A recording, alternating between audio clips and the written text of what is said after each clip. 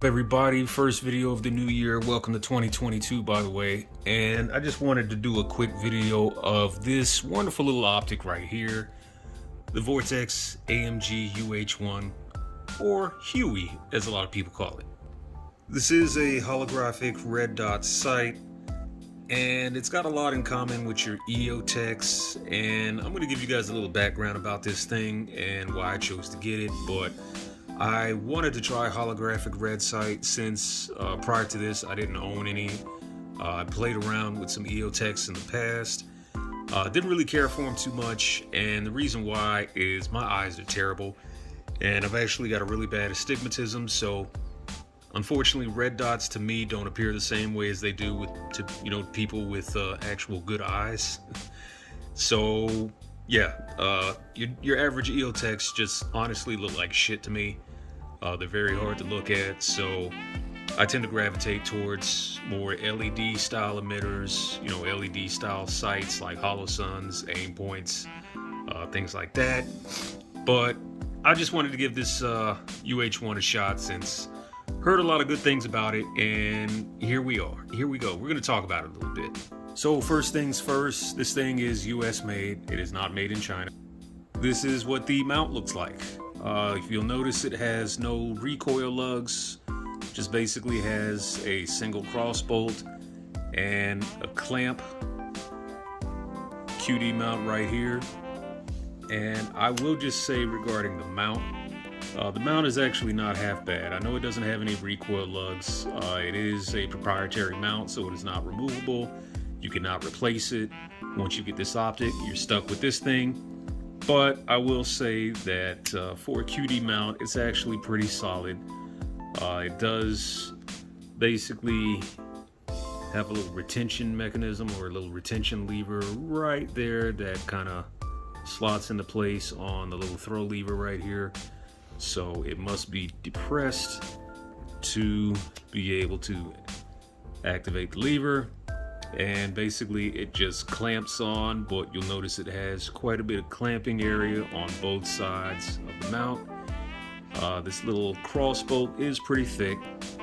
Again, no recoil lugs, but the mount I think is fine. It does hold a single CR123 battery, which I'll just see if I can remove and show you guys what it looks like. So basically it has this little flapper right here that you can just rotate counterclockwise, and you can open it.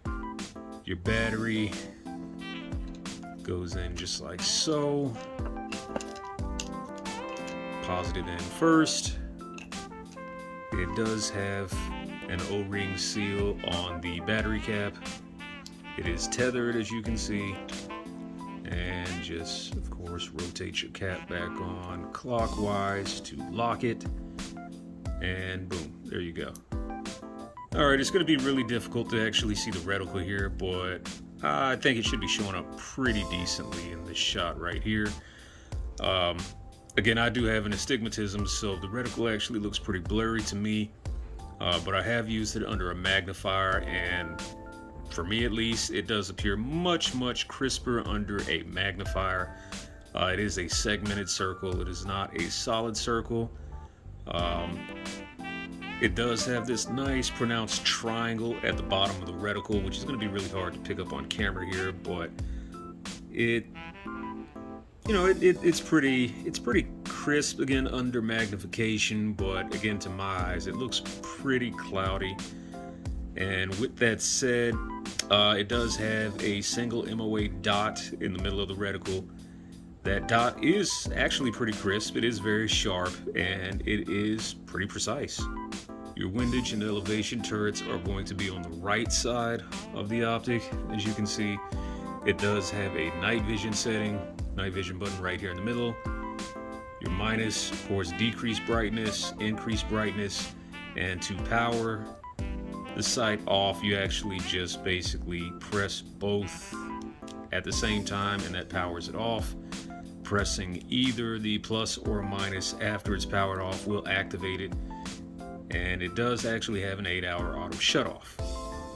Got some smudges on the front of the glass here, just ignore those. But yeah, there is a slight coating, and there's basically an anti-reflective coating on the glass, and there is a very, very mild blue tint. Now, I actually don't have night vision. I'm too poor for that shit right now. I'll get there one day. But yeah, from what I've heard, this thing actually doesn't play too well with night vision because that coating actually makes it to where it's not really good with light transmission under nods. But hey, if you got that, if that's a problem you got to worry about, well, this probably isn't the site for you, so you probably wouldn't give a shit. But if you're like 99% of the rest of us poor motherfuckers over here, and you don't have nods, this thing is pretty much fine.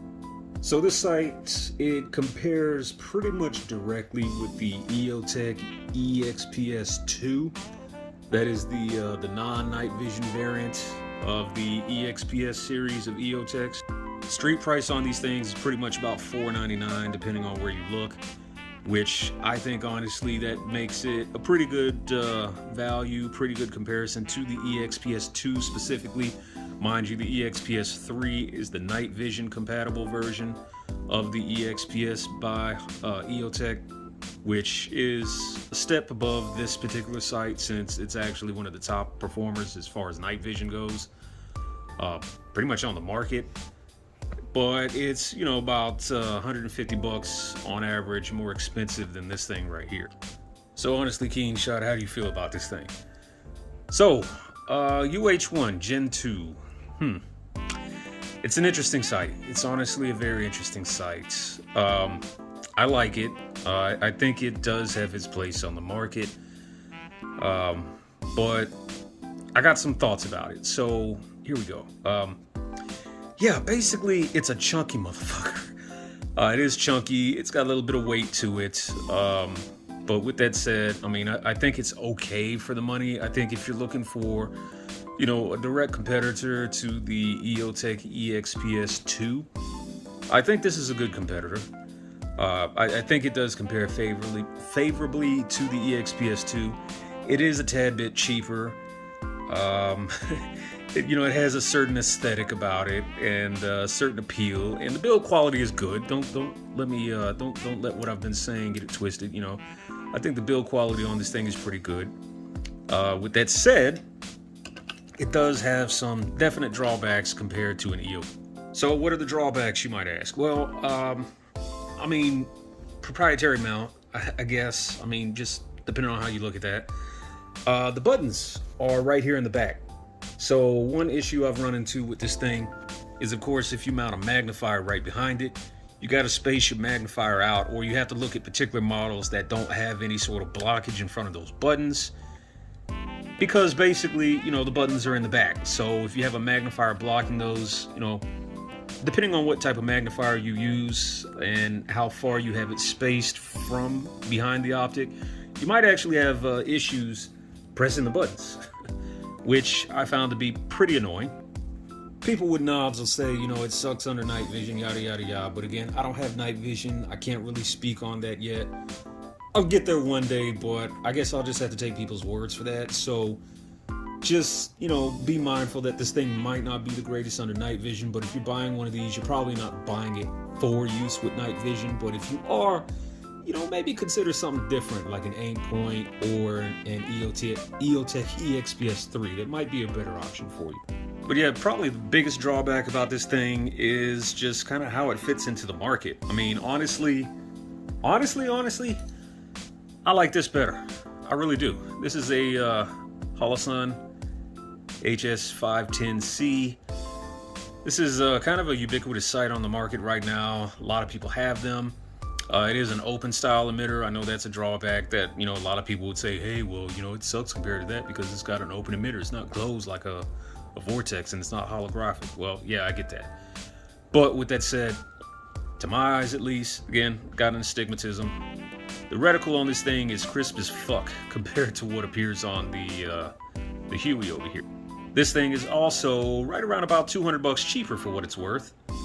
It also, just like the Huey, has a QD mount, but unlike the Huey, it actually has its controls on the sides, so it actually works better with magnifiers, and also unlike the Huey, the mount on this thing is actually replaceable. So you can run aftermarket mounts. You can actually use aftermarket spacers, because this thing actually comes with an absolute co-witness height mount. You can actually add a spacer to give it lower 1/3 or rock aftermarket mounts, which you can't do with this. Forgot to mention, but this thing is a lower 1/3 co-witness height. So again, it is lower 1/3. It is not absolute height. So just keep that in mind. But yeah, this thing's place on the market is pretty interesting considering where it slots in price-wise. Again, $499 before tax, depending on where you look. I mean, you might be able to find it cheaper in some places, but damn near everywhere I look, they're about $499, sometimes more expensive.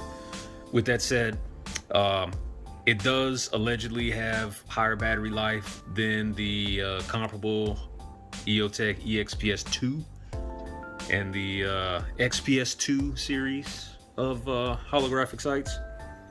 This thing allegedly has 1,000 hour battery life, but there's a caveat to that. That is supposedly with a lithium CR123A battery. Now, with that said, I've had this thing just over a year, probably pretty close to a year and a half now. I'm actually on my 3rd fucking battery. So take that for what it's worth. Yeah, 3rd battery in. I have accidentally left it on probably several times. It might be a reason why I've been through a few batteries at this point, but the battery life on these things or on pretty much any holographic sight kind of sucks. Which leads me back to this thing. LED style sight, again, open emitter. Got a closed emitter model right there. That's the 512C, but that's another video for another day. So yeah, back to these. These are about $200 cheaper. These things have tens of thousands of hours of battery life, depending on whether you use a dot or a circle dot style reticle, which is a cool feature about these things because you can actually switch the reticles. You can't on that bad boy. So yeah, you get substantially better battery life on these. You get the versatility of, being able to swap the mounts. I mean, other than that, they're a lot fucking cheaper, and I've actually found these to be pretty durable. Some scuff marks all over there. Seen some usage, but oh yeah, it's actually got a shroud on this thing too. So you have your aluminum housing, but then you also have an additional aluminum shroud that goes around that housing to protect it.